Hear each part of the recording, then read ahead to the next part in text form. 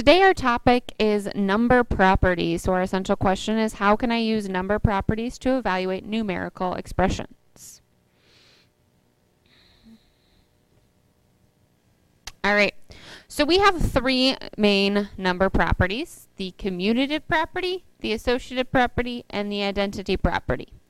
And the key thing is that they only work for addition and multiplication. So those are the only two operations that they work for. So let's start with the commutative property. The commutative property definition is changing the order of the numbers does not change the sum or product. So sum means answer to an addition problem. So if we look here, we have 5 plus 8. 5 plus 8 is 13.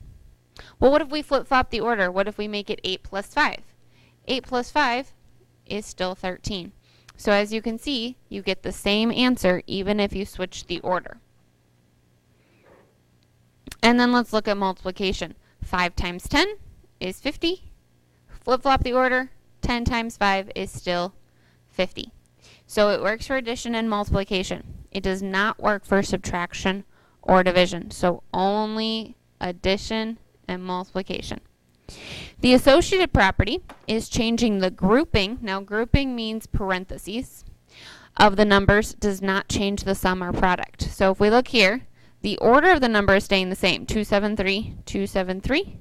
However, what we're doing is we're changing which numbers are grouped together.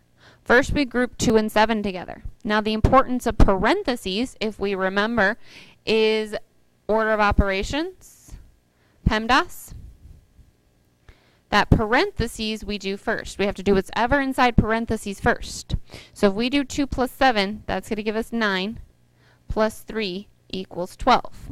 Now let's see if that works for the next one. Here we have to do 7 plus 3 first, which is 10. Add the 2 at the beginning, and we still get 12. So our answer didn't change. And it also works for multiplication. So we have 6 times the product of 2 and 3. 2 times 3 is 6, times 6 still gives us 36. And then at the bottom, we have 6 times 2 in parentheses, then times 3. 6 times 2 is 12. 12 times 3 is 36. So again, the product did not change.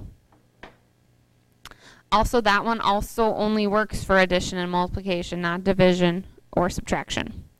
And then lastly, the identity property is adding 0 or multiplying by 1. Does not change the value of the number. So we can add 0 to any number and it'll say the same. 5 plus 0, still 5. Negative 7 plus 0, still negative 7. So we always go back to that first number. And multiplying by 1 does the same thing. 9 times 1 keeps it at 9.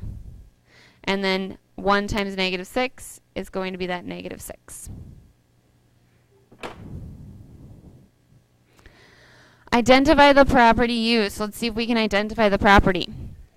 5 times 7 is the same thing as 7 times 5. Well, what happened? We flip-flopped the order. If you see, we moved 5 and 7 around. If you flip-flop the order, that's the commutative property. C times 1 equals C. Multiplying by 1 doesn't change the value, so C and C, that's our identity property.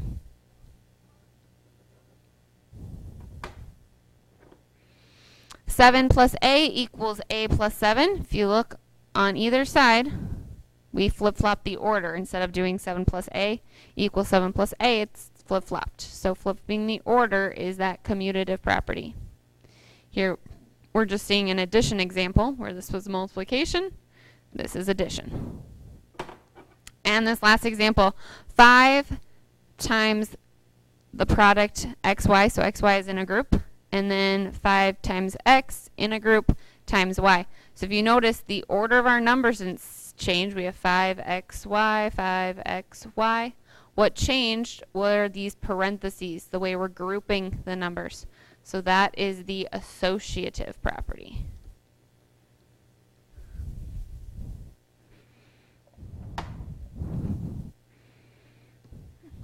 All right, and then lastly, use the property to solve. So these properties can help us solve because it can help us do mental math. So math without a calculator. All right, so we have this problem 3 times 6 times 5. So it gets a little bit bigger.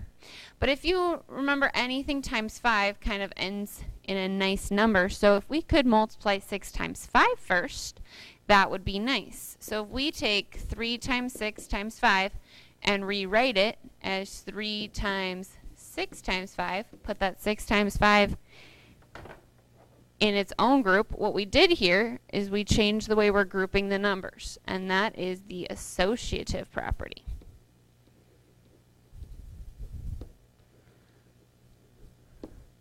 So we use the associative property to regroup the numbers, and now we can multiply. What's 6 times 5?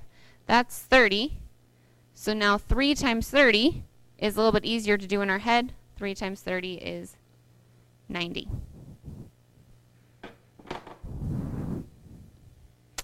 And then here at the bottom we have 5 plus 12 plus 8 plus 5. Now order of operations tells us we have to do that from left to right. Left to right.